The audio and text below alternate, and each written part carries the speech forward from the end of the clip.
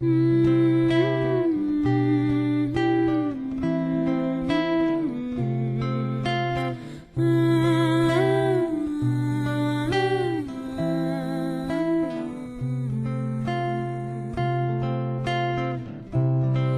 te desejo vida, longa vida. Te desejo a sorte de tudo que é bom, de toda alegria ter a companhia, colorindo a estrada em seu mais belo tom. Eu te desejo a chuva na varanda, molhando a roseira pra desabrochar, e dias de sol pra fazer os teus planos nas coisas mais simples que se imaginar. E dias de sol pra fazer os teus planos nas coisas mais simples que se imaginar.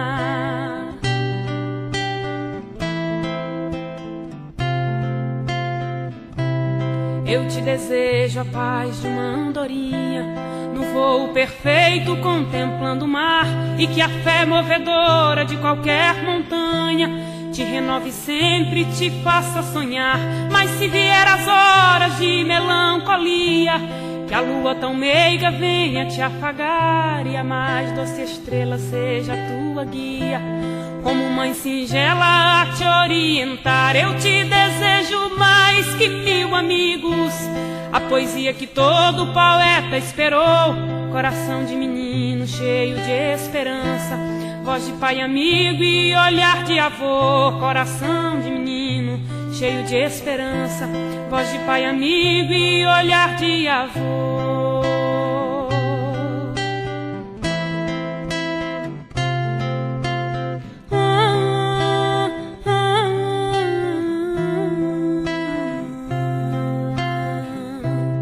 Eu te desejo vida, longa vida.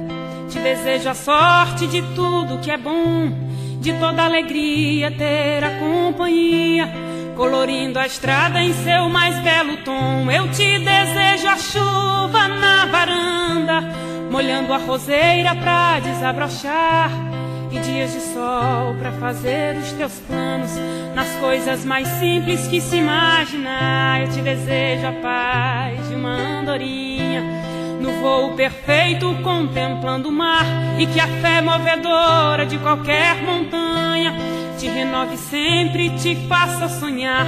Mas se vier as horas de melancolia, que a lua tão meiga venha te afagar, e que a mais doce estrela seja a tua guia, como mãe singela a te orientar.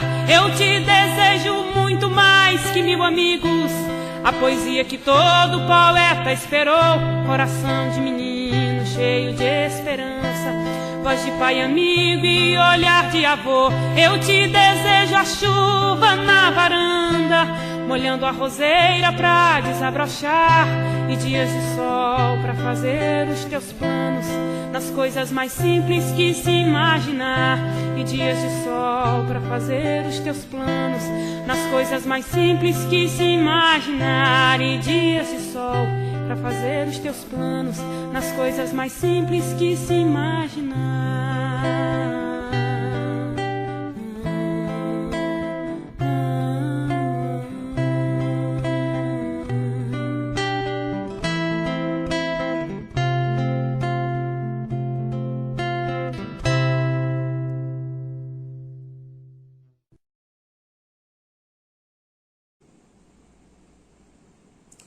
Olá, irmãos e irmãs do Instituto Kardecista da Bahia. Meu nome é Samia Lago e eu estou aqui para falar a respeito de um tema que talvez sintetize a proposta do Cristo sobre a Terra, o seu convite eterno, que não cessa durante a passagem do tempo. O jugo leve está inserido no capítulo 11, versículos de 28 a 30, em Mateus. Entretanto, a nossa preleção de hoje pauta-se no livro Jesus e o Evangelho, à luz da psicologia profunda, de Joana de Ângeles, pela psicografia de Divaldo Franco.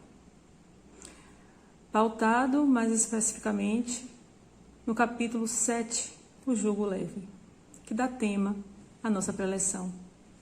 Antes de iniciarmos, porém, roguemos ao Mestre Jesus a sua intercessão para que os nossos caminhos recebam a inspiração do bem, do amor, da caridade, da luz imorredora, que vem do mais alto, que nos cerca, que nos inspira. Permita, Senhor Jesus, que as nossas palavras possam ser concretizadas em nossos atos e pensamentos. Acompanha-nos os passos, Mestre, a fim de que não nos percamos na estrada. Seja conosco, Senhor Jesus, hoje e sempre, que assim seja. Jesus falou que todos aqueles que estivessem cansados e aflitos recorressem a Ele, para terem as suas dores e o seu cansaço aliviados. Peço licença para ler os versículos que estão inscritos em Mateus, como foi dito, a fim de que não percamos a essência das afirmações do convite do Cristo. Venham a mim todos os que estão cansados e sobrecarregados, e eu darei descanso a vocês. Tomem sobre vocês o meu jugo e aprendam de mim, pois sou manso e humilde de coração. E vocês encontrarão descanso para as suas almas, pois o meu jugo é suave e o meu fardo é leve. A primeira coisa que a gente se questiona quando lê a afirmação do Cristo, que seu jugo é suave e seu fardo é leve, nos questionamos sobre o conceito desse jugo, desse fardo, dessa aflição, dessas dores que são ditas nesses versículos, através da escrita rememorada de Mateus. O jugo, à época do Cristo, era uma espécie de forca sob a qual passavam os inimigos sob os olhos dos romanos. Então, também significa canga, que se coloca em animais para subjugá-los, para sujeitá-los à vontade nossa, ou à vontade do homem, do domesticador. Tanto num quanto no outro conceito, o que nos traz mais fortemente a imagem é a palavra sujeição. Se sujeitar é se submeter. E o Cristo afirma que a sujeição a Ele, ou melhor dizendo, aos seus ensinamentos, é leve. Então existe sim um fardo pesado que se carrega sobre esse mundo. Existe um fardo leve, um jugo pesado e um jugo leve. Outra questão que nos acomete ao nos debruçarmos sobre esses versículos é sob qual sujeição nos encontramos na nossa caminhada hoje. Lembrando que o convite do Cristo foi feito há mais de 2000 anos.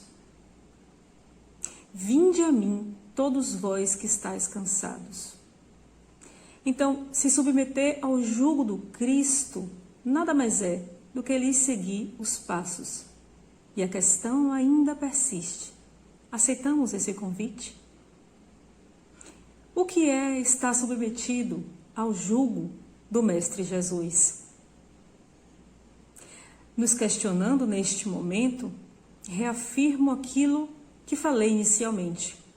Talvez essa parábola, esses versículos, resumam tudo que o Cristo veio nos ensinar.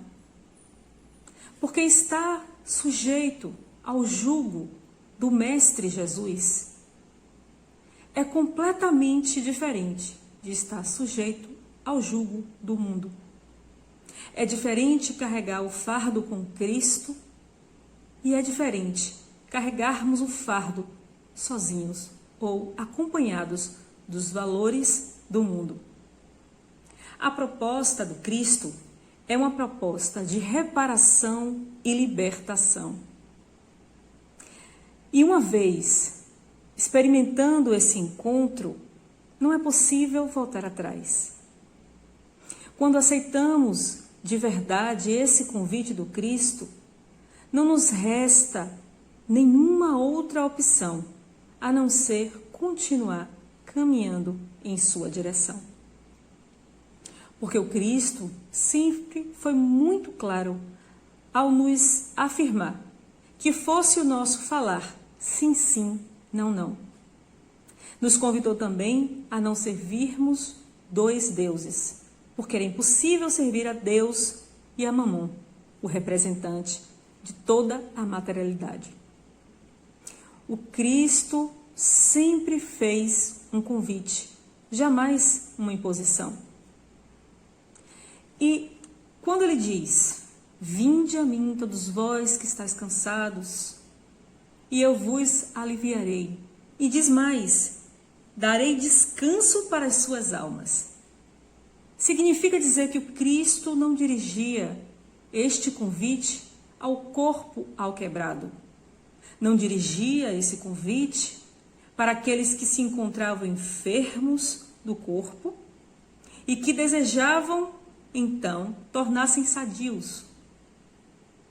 Cristo aqui, nessas palavras, não traz na essência o milagre da recuperação da saúde.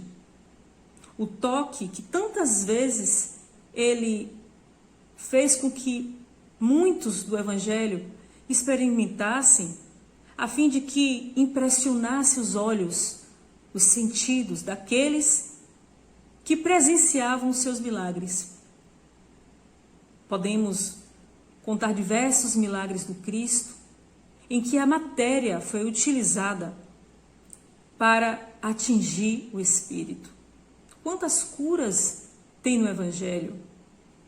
Do cego de nascença, à mulher que sofria de hemorragia constante e que tocou as suas vestes e sentiu e experimentou as virtudes vindas do Cristo, de tal modo que o Cristo assinalou no meio de uma multidão que foi tocada.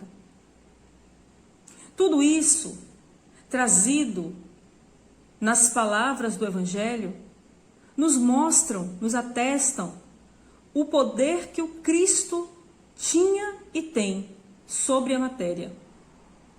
Toda a sua ascensão moral, toda a sua ascensão espiritual ficou evidenciada não necessariamente na realização desses milagres diante da matéria. Curas, restabelecimento da orelha de Pedro, que desembainhou sua espada e cortou a orelha do soldado. Na verdade, restabeleceu a orelha do soldado, cortada pelas mãos e pela espada de Pedro. Se nós, hoje, 2021, experimentássemos, tivéssemos presentes diante de um milagre desse tamanho, ficaríamos chocados, ainda hoje, mais de 2000 anos depois. Mas o choque que o Cristo vem nos causar não é de forma alguma a violência ou a ruptura de nenhum tipo de lei, quer seja material, quer seja espiritual. O choque que experimentamos ao nos encontrar com Cristo, em irmos à sua direção, é a desistência de todo o peso que carregamos nos nossos ombros já cansados de experimentar e experienciar através de diversas encarnações os desvios que tomamos através dos erros que cometemos. Joana fala nesse capítulo, o jugo leve, que a sombra que cada um de nós possui que a humanidade ainda carrega é justamente fruto da ignorância e da maldade. O Cristo, por sua vez, espírito mais puro que pisou sobre a terra, não era um espírito que carregava a sombra, embora encarnado, embora experimentando e vivendo de verdade a experiência humana. O Cristo é um espírito de total ascensão sobre a matéria deste mundo e de todos os outros, já que, segundo a doutrina espírita dos espíritos da codificação, o Cristo era e é espírito puro. Então podemos concluir, diante dessa afirmação, que o Cristo não está sujeito à matéria, mas está completamente livre dela, a tal ponto que conseguiu manipulá-la. Mesmo assim, por mais que nos impressione os sentidos, esses milagres, essas curas, o maior milagre realizado por o Mestre Jesus é certamente a capacidade de não perder, em momento algum, a coerência em sua ação espiritual. E é a isso que o Cristo nos convida a agir. Que sejamos coerentes cada vez mais, vivendo em verdade o Evangelho, exemplificando o Evangelho em ações, pensamentos, atitudes, palavras, emoções. Estamos caminhando em direção ao Cristo. Cada um de nós numa velocidade e num tempo que, em verdade, Joana também afirma que é secundário. Cada um no seu tempo.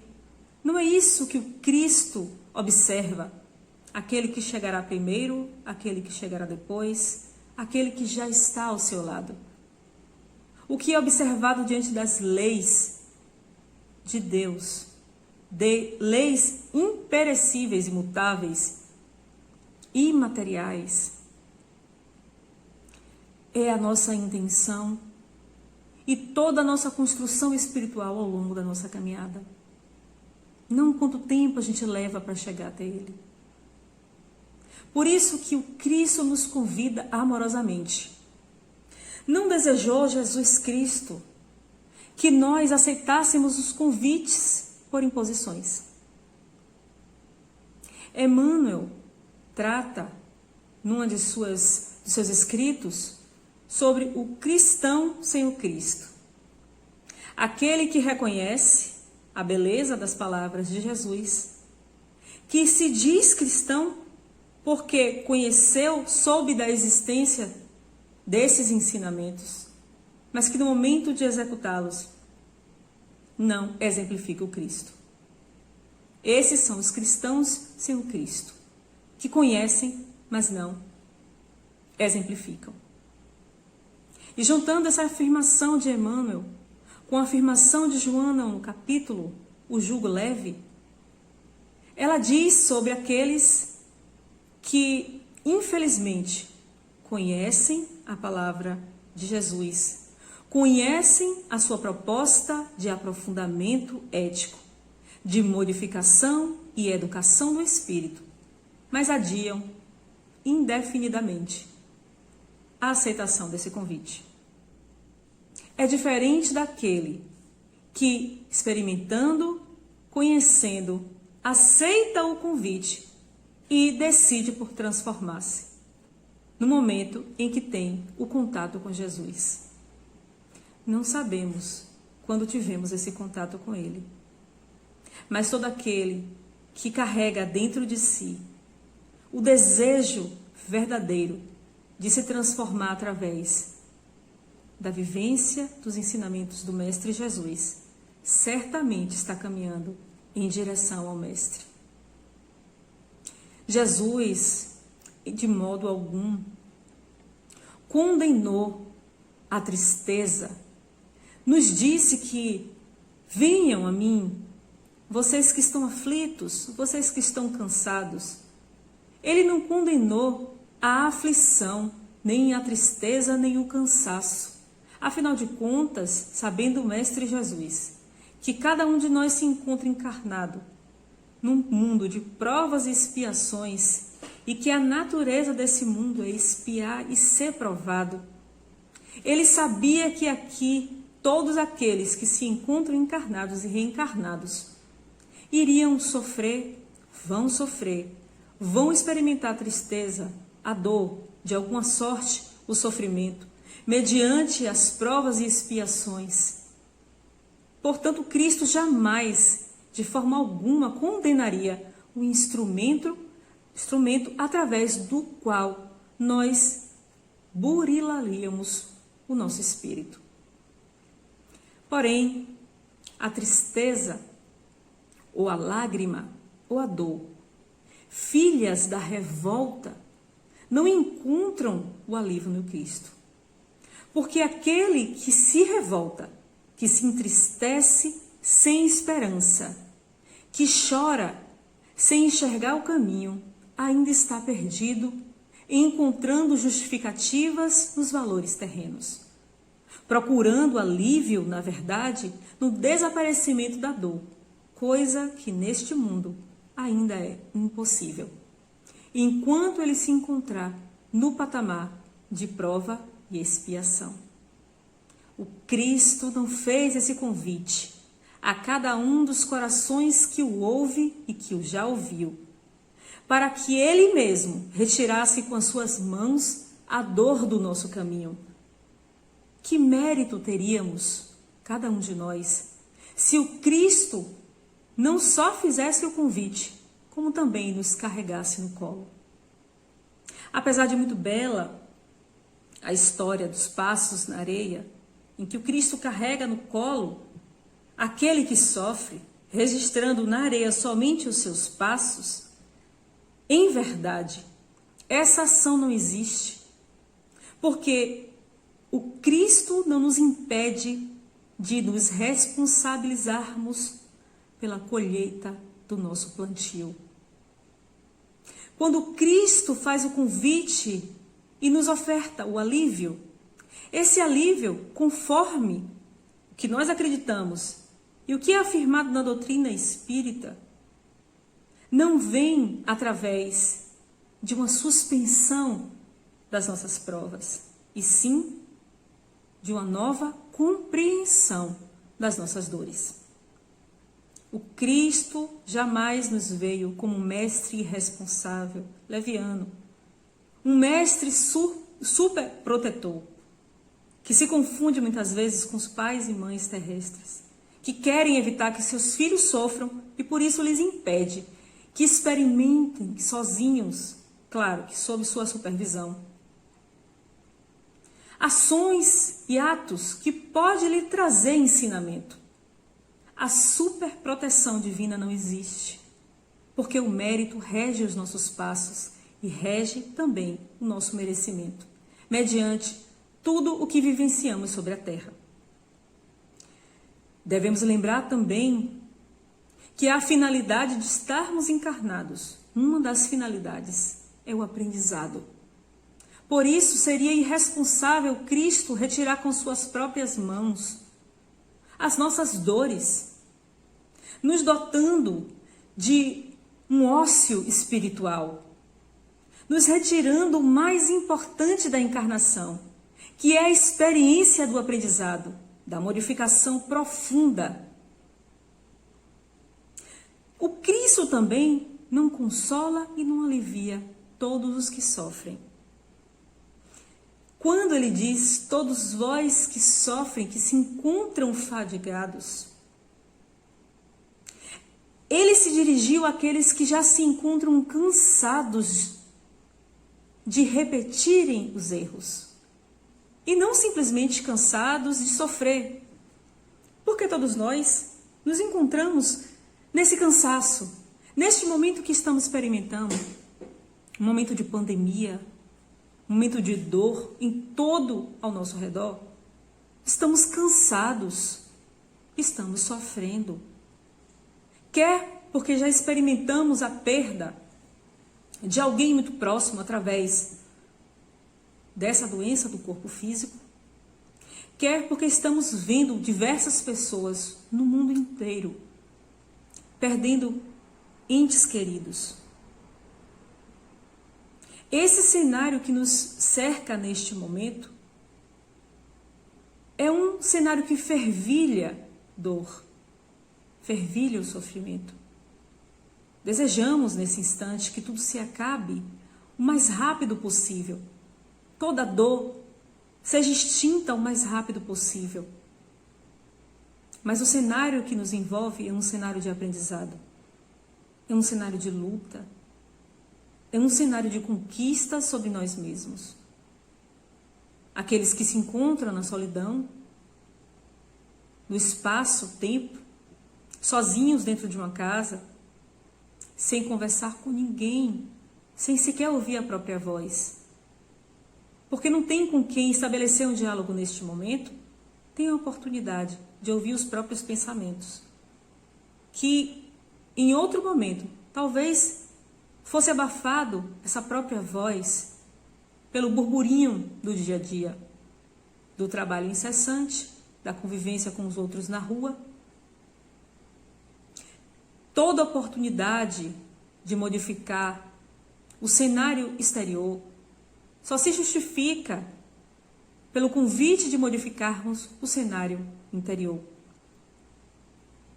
Lembremos-nos que o instrumento maior da vida e o instrumento que o Cristo se utiliza e se utilizou é, em primeira e última instância, o amor. E o amor não vem acompanhado pela irresponsabilidade, pela injustiça.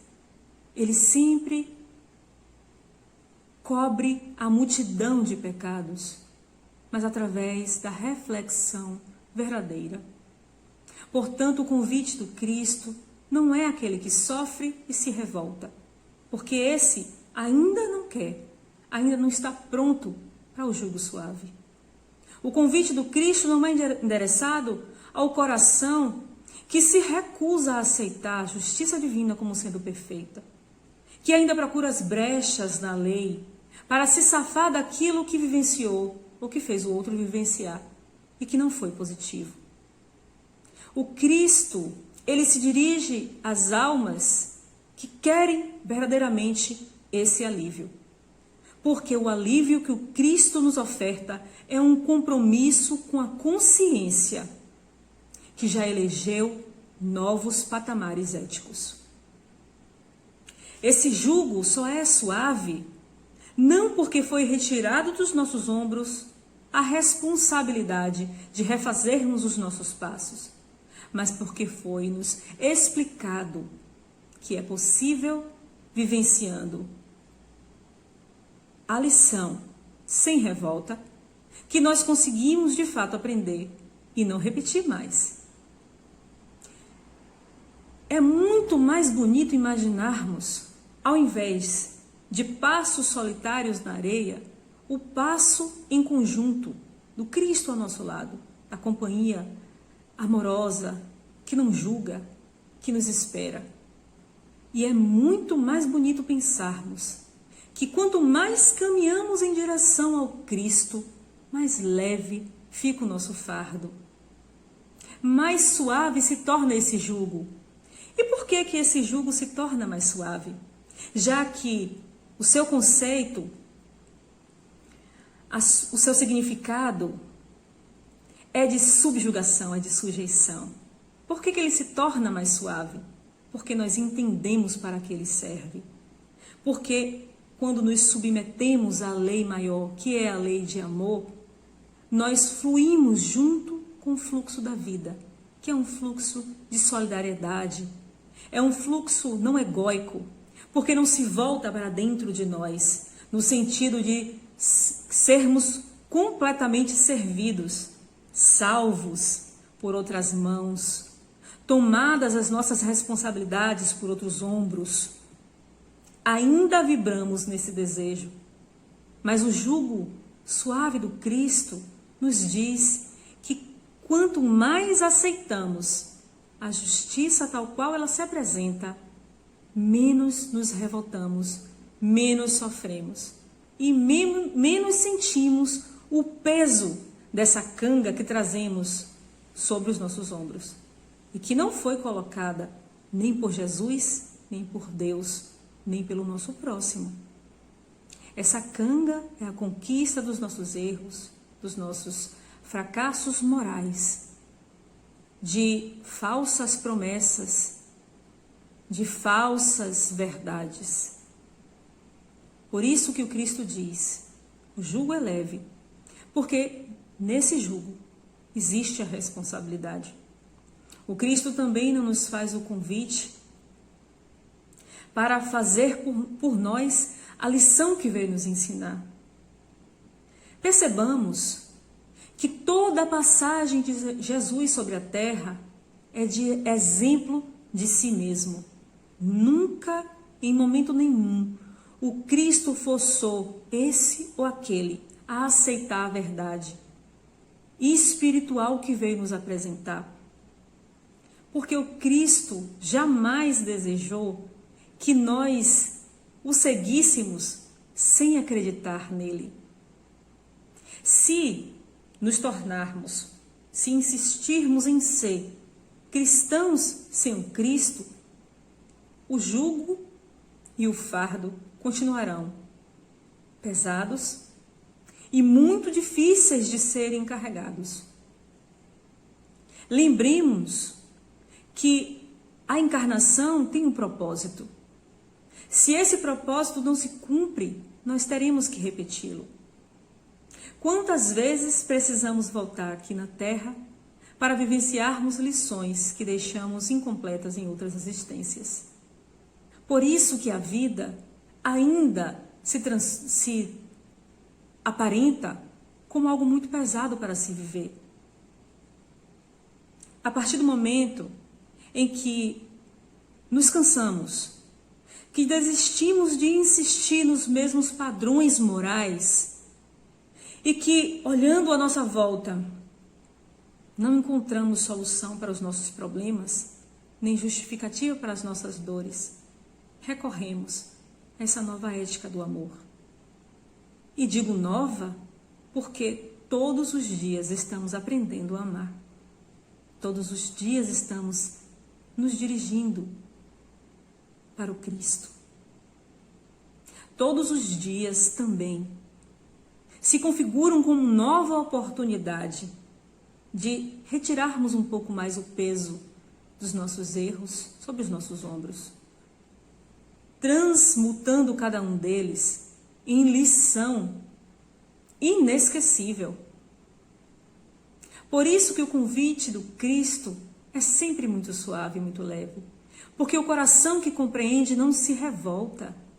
O coração que aceita a justiça e o amor divino como sendo maior e mais perfeito do que tudo, embora sofra, embora experimente a dor do mundo, não se arrasta sob o peso da imposição cega, e sim caminha levemente sob a certeza de que a vida necessária, a vida importantíssima, que embora experimentemos dores, todos eles acabarão a partir do momento que aprendermos efetivamente a vivermos em amor verdadeiro. Todos os valores que nos prendem à terra, todos os valores que nos prendem ao egoísmo, ou que refletem o egoísmo que ainda trazemos em nós, nos pesam demasiadamente sobre os ombros. Porque são eles que nos fazem repetir, tantas vezes quanto forem necessárias, a encarnação e as lições aqui na Terra. Nós que desejamos tanto um mundo de regeneração, por que não elegemos a recuperação através do Cristo, já que a sua proposta é de recuperação e de libertação? Uma vez recuperados através da proposta do Cristo, nunca mais voltamos a agir como éramos antigamente. A partir do momento que nós aceitamos esse convite, em algum ponto da estrada nos recuperamos totalmente, ascendemos e nos iluminamos, e nos libertamos da necessidade de repetir encarnação e encarnação e encarnação sobre a Terra. Essa Terra que conhecemos hoje. Então, se estamos muito cansados, é porque chegou o momento de aceitarmos o convite de Jesus.